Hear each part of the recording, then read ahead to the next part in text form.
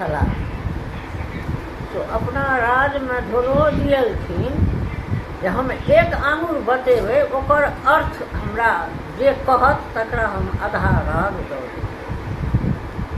बड़ बढ़िआँ। फेर देश देश के सबटा आयल पंडित ज्योतिषी सब भरल है। 2 दिन बीतल 4 दिन बीतल आ जा किओ अबथिन कि राजा कथी एना कऽ आंगुर देखा देथिन। अब वो एक आंगुर के किओ किछु बुझबे न करे। पंडित ज्योतिषी थाकि थाकि चल गेल आ तो सब दिन का आवे 10 दिन 15 दिन जहन भेले तो राजा खाली किछु नहीं कहे एना के एक आंगुर बतेबै। कहलकै पंडित ज्योतिषी कहू एहन विद्वान छी आ एकर अर्थ की भेलै से नहीं बुझै छी। गड़ेरी भेड़ा चरेने चल जाइत रहे। कहलकै रो बहिन रो कथी के हल्ला छियै रो।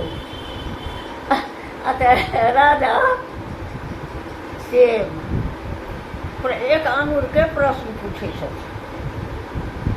कहलकै रो हम जाओ वो लेटल घोरल भेड़ा कटारि देलक आ दौड़ के गेल कि राजा एना के एक आंगुर केलकै आ कि भेड़ा वाला कहै छै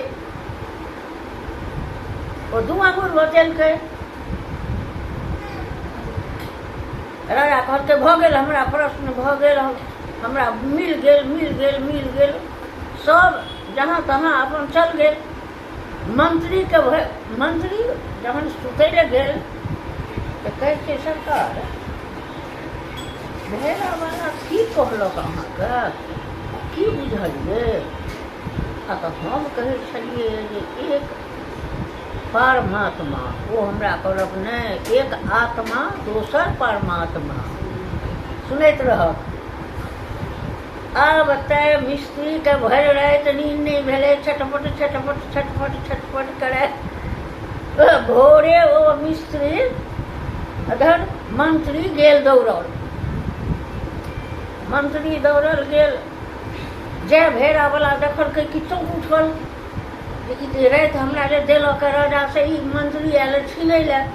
कहलकै हेरो डेरा नहीं राजा साहब के की कहलहुँ तू तो हमरा से एकटा भेड़ा मंगले तो हम 2टा भेड़ा देखलियै देव। मंत्री ओहिठाम से छटपटायल आयल कहू जे केहन ई राजा जे ई कहलखिन एक आत्मा तो ओ कहलखिन 2 परमात्मा एक आत्मा एक परमात्मा आ ई बुझलखिन से आ भेड़ा वाला बुझल जे एकटा भेड़ा मंगले तो हम 2टा देबनि।